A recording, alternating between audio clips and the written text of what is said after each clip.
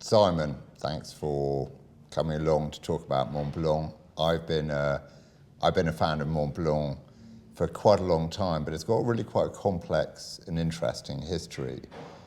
Charles Yvan Robert founded the Minerva manufacture, and then in the early 2000s, Montblanc was entrusted with continuing that legacy and history. Yeah, I really enjoy that sort of mix of sort of Minerva's very traditional, pure Swiss take on watchmaking, and the sort of Montblanc sort of like patina that is like more fresher, sharper feel.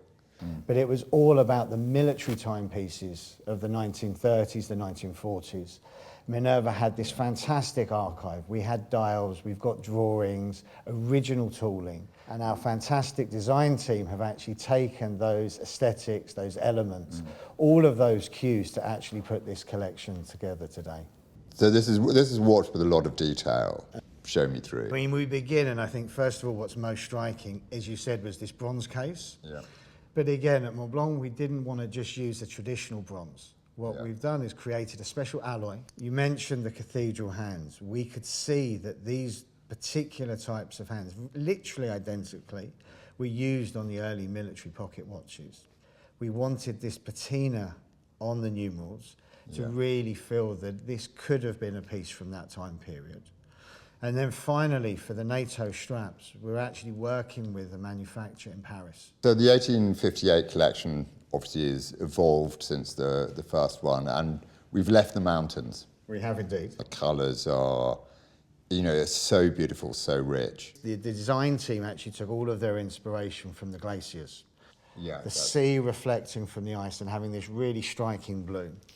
But if we notice, and if you look really closely at the blue dial, there's a slight degradé. So as we get to the outer elements, it's slightly darker. This is a world timer with a little bit of a difference. Tell me about it.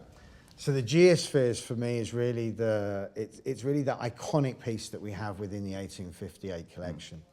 First thing that you notice, incredibly striking, are these two globes. Yeah. So we have the northern and the southern hemisphere. And the idea, as you travel through the day, your globes are turning. So not only are you able to keep track of whether this is daytime or nighttime, but also that transition from day to night in both hemispheres. Yeah. Now this is an in-house complication, But but if we look closely at the case, what we have is a distressed feel to the steel.